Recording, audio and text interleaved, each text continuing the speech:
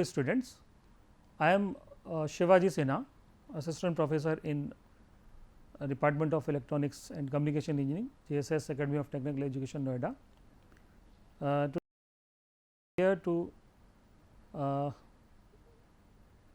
give an introduction about the basics of signal and system in the course Communication Engineering KEC 401.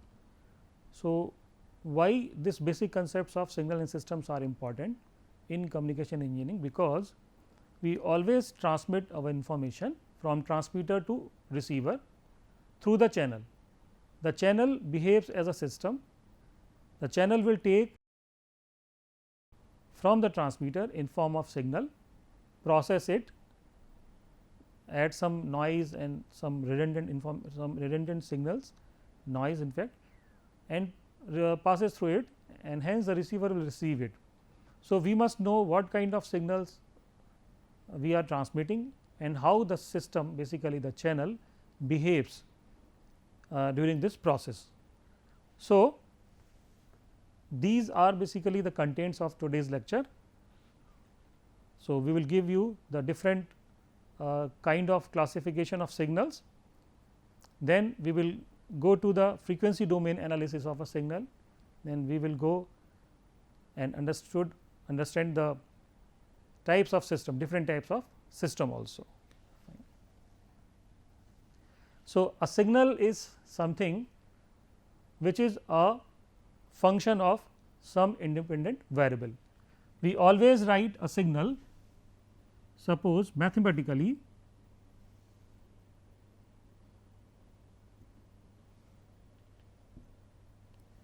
y is equal to f of t, y is equal to f of t, where this time t is known as independent variable,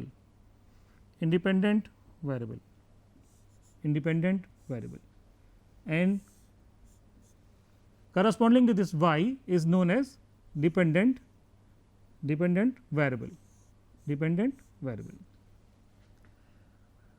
So, and this f is basically a mapping or some set of rules which defines the relationship between the time and the the independent variable and the dependent variable. So, why we are saying a signal is a single valued function. Single valued function means for different values of time, variable independent variable time, suppose t 1 and t 2, there may exist a single value of y. So, that is why we are saying a single valued function of one or more independent variable. We can take another example, y is equal to f of x comma y. This is a two dimensional function, because here we have taken the two independent variable x and y, and corresponding to two independent variable x and y, you have a value of y. So, a very good example of this two dimensional signal is a gray scale image. A gray scale image consists of a frame having different number of pixels. So, these pixels basically are denoted by some coordinates. So, coordinates are suppose given by x 1 y 1, x 2 y 2, and so on. So, for each pixel values, this f basically gives you the intensity label. So, for each pixel value, our eyes will receive different intensity labels. Okay, fine. Signal basically carries the information. Signal carries information from one place to another place. So, information is something which have a probability. So, suppose if we transmit a message and the message have a probability of 0, then we say that this message contains full information. It is consists of full information. If it has a probability of 1, then it does not contain any kind of information, and if the probability is between 0 to 1, so the message have some garbage value and some information. So, in daily life there are number of examples of the signals, for example, voltage and current, which varies, whose amplitude varies with respect to time. Then my speech signal, whatever I am giving the information in form of acoustic or sound wave, it is also a kind of information which is varying with respect to time. Then the video signal. So, I have given you example of an image, this is a frame basically, or image, one frame. A video signal consists of number of frames one by one.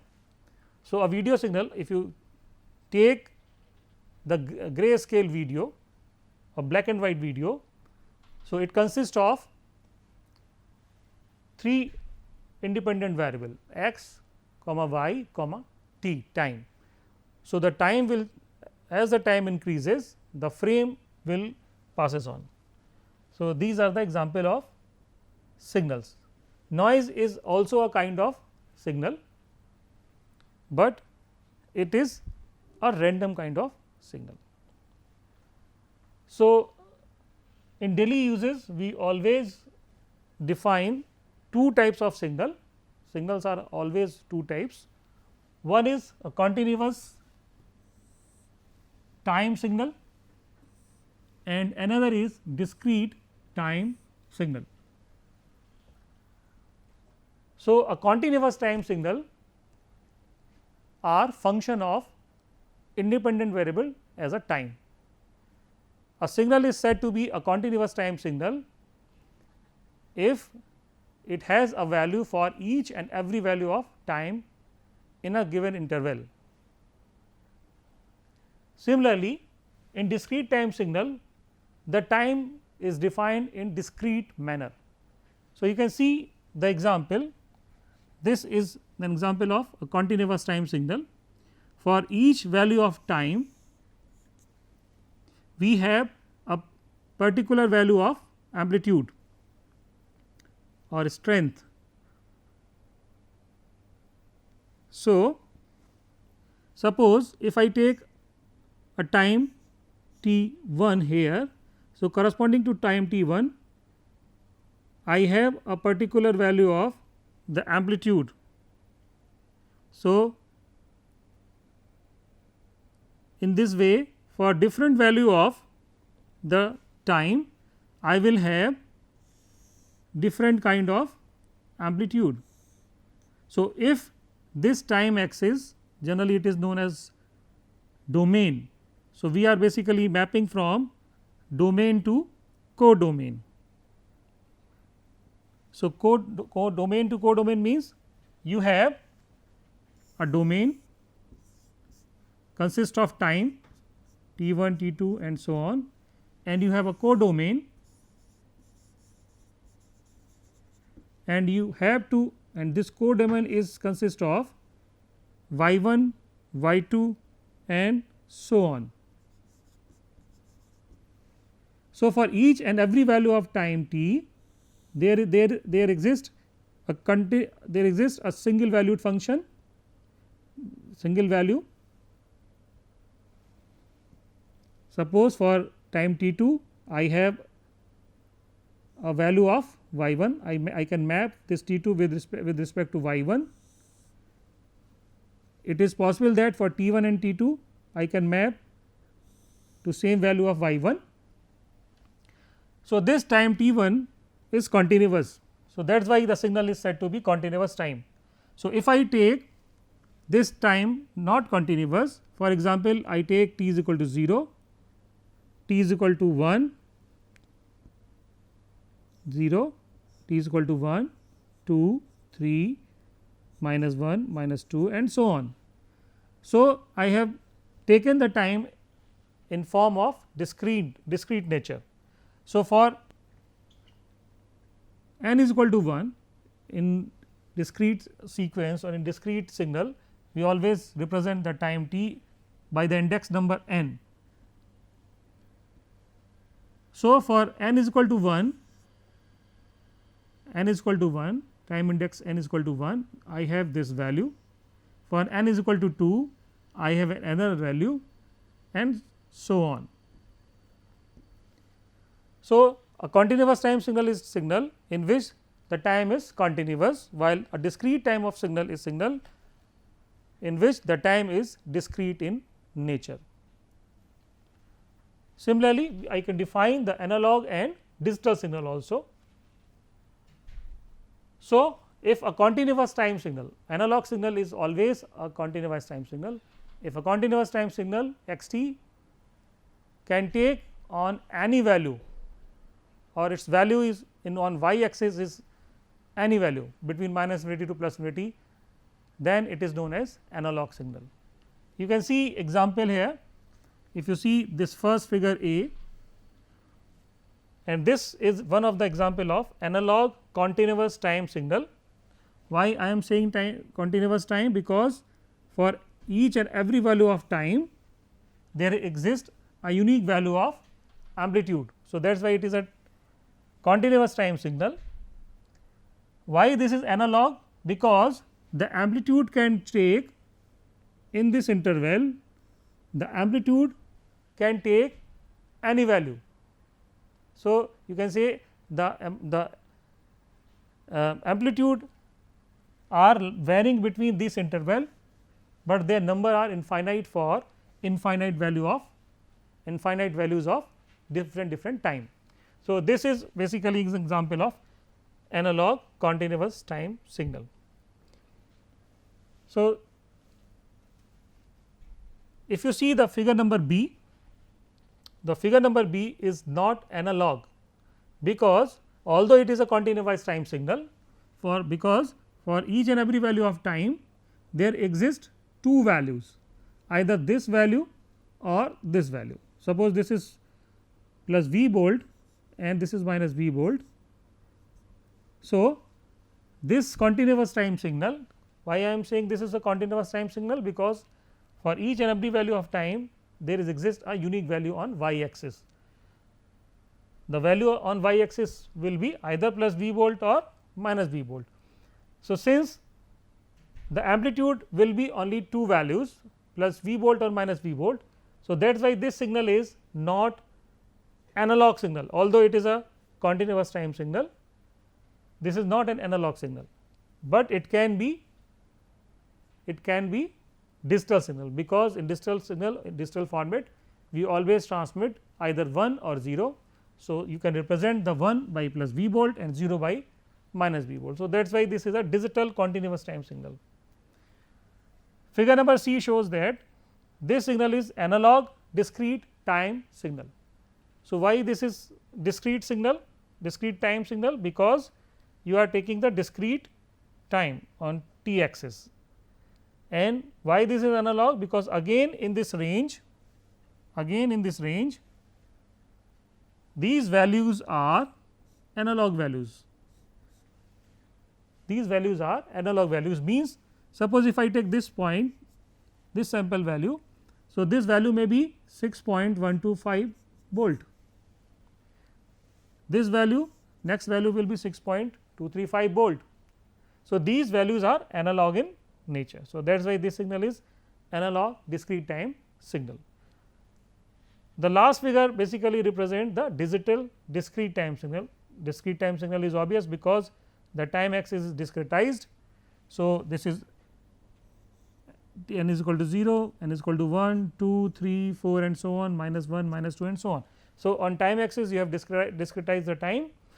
Also on y axis the value of this signal is varying between two values. Suppose this is plus 1 volt and this is minus 1 volt. So, both the time axis and the amplitude axis basically are discretized. So, that is why it is known as digital discrete time signal. So, periodic and non periodic signal. So, periodic signal are the signal which repeats themselves with a fixed time interval, and they follow this property. If x t is a periodic signal, then this x t must be equal to x t plus m times capital T, where m is an integer value, positive integer value, and t is any value. It may be small t, may be any value, it may be negative, it may be positive, and capital T is given by the period of the periodic signal. The smallest value of m gives you the smallest value of t, and it is designated as T naught. So, T naught is basically the fundamental period, and the fundamental period is given by 2 pi upon omega naught, where omega naught is angular frequency. Similarly, we can define the discrete time periodic signal also in the same manner. X n is equal to x n plus m into n, where n naught is given as fundamental period of the discrete time periodic signal. If any signal does not follow these property, these characteristics, so they are said to be non periodic signal. In communication system, as I told you earlier, the signal are either deterministic or random signal. So, deterministic signals are those signal which can be represented by some mathematical equations.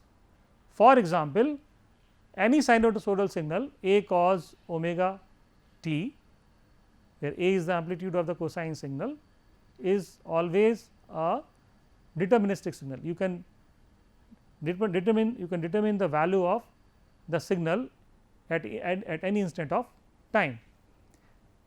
On the other hand, noise in communication system is always known as a random signal, because you cannot predict its value after a period of time.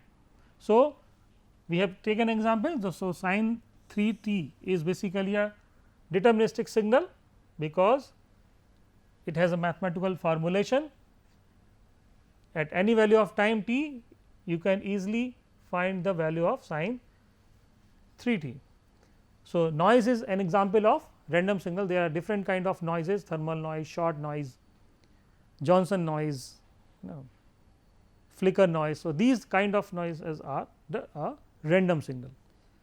So, we always want that in communication random signal must be low as much as possible, so that signal to noise ratio at the receiver must be high. Another type of signal is even and odd signal. Any signal is even signal if it follows this property: x of t is equal to x of minus t. So, it means if a signal is an even signal, so this property must be followed. You can take an example of a cosine signal. A cosine signal in time domain can be represented in this manner.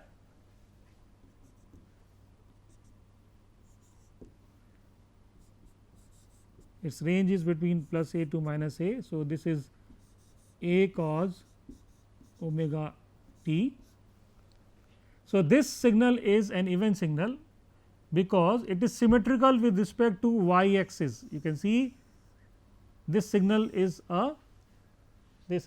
cosine signal is an even signal because it is symmetrical with respect to y axis, amplitude axis.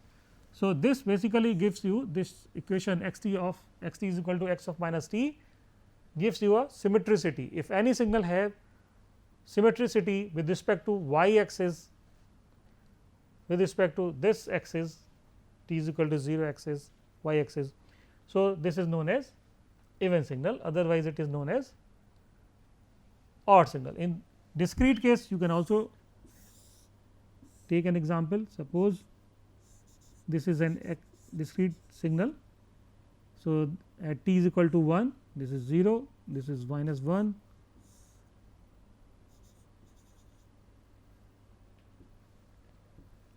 So, at these point these two values are same. Suppose this is 1. So, this signal is symmetrical with this y axis and this signal is a even signal. An odd signal is something which basically shows you antisymmetric property. So, antisymmetric property means x of minus t must be equal to minus of x t. So, you can take an example of sinusoidal signal, sine signal in fact, which starts from 0 and shows antisymmetry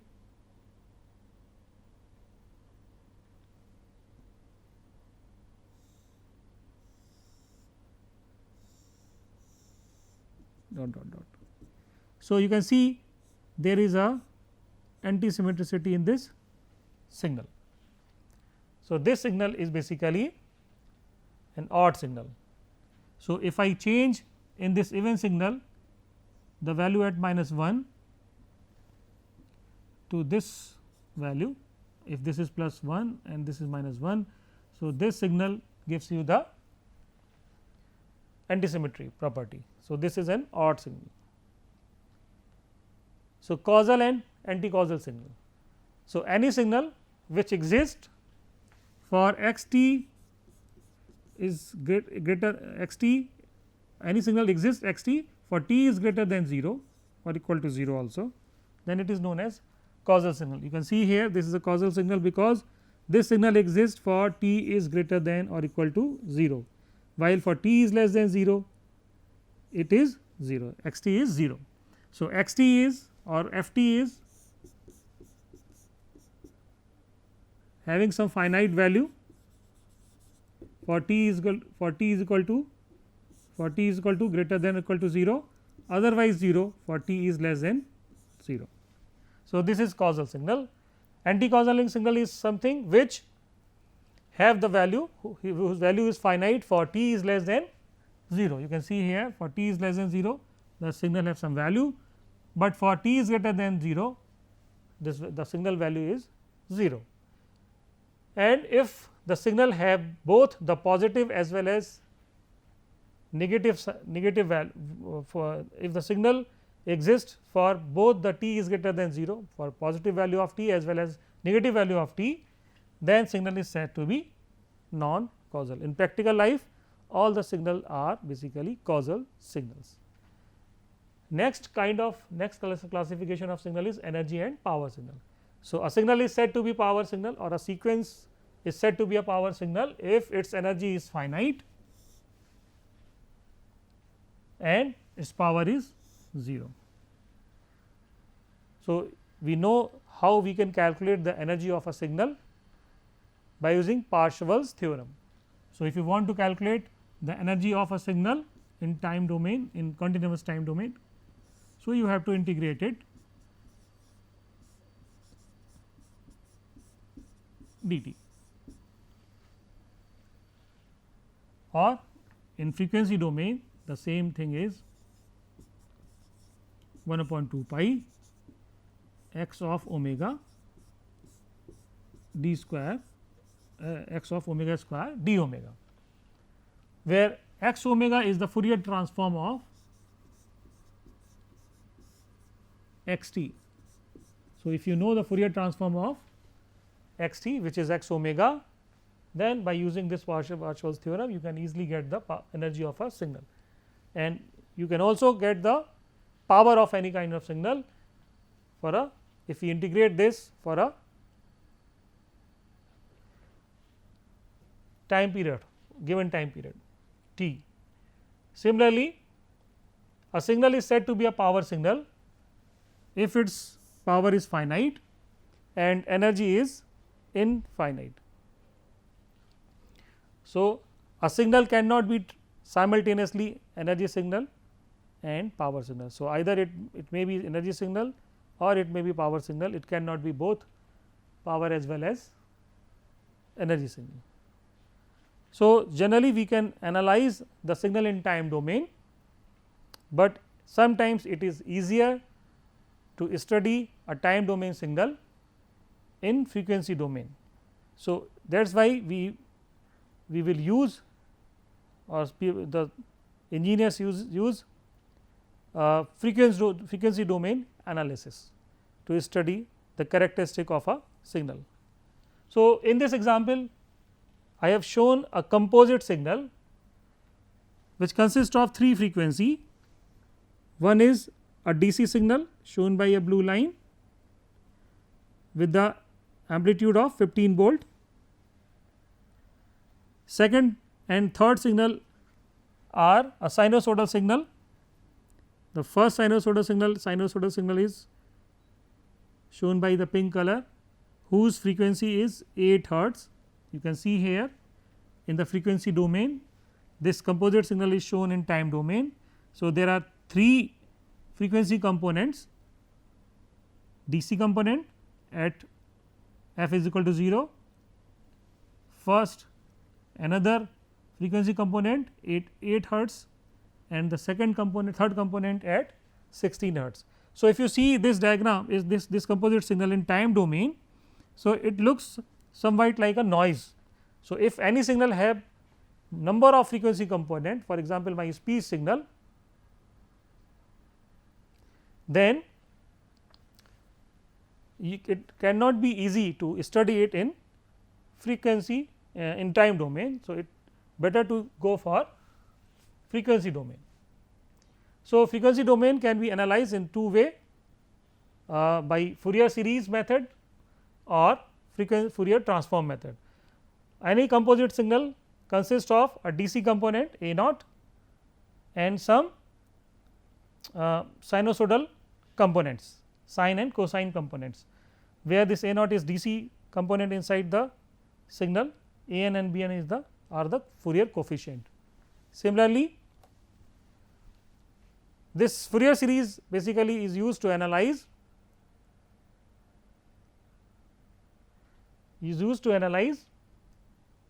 for periodic signal, while this Fourier transform is used to analyze a signal which is periodic or non periodic, and the signal must follow the Dirichlet condition. So, Fourier transform of any signal is given by x omega and can be calculated by this mathematical expression minus infinity to plus infinity integration x t e to the power minus j omega t into dt.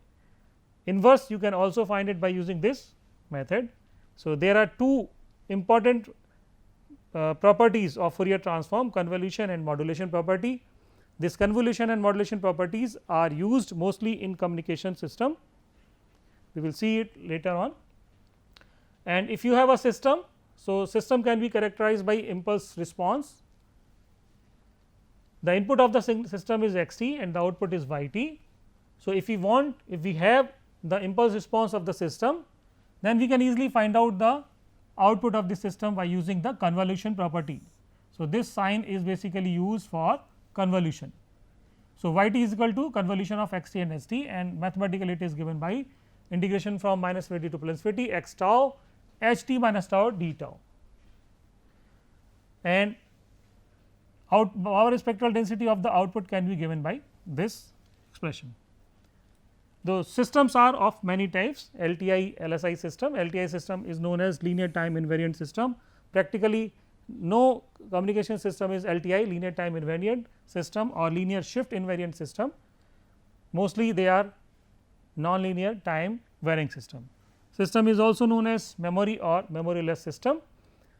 A system whose output depends on the present input as well as the previous input, then it is known as having some memory. Another system is stable system. A stable system is which one? Whose impulse response is given by s t, then this integration should be finite.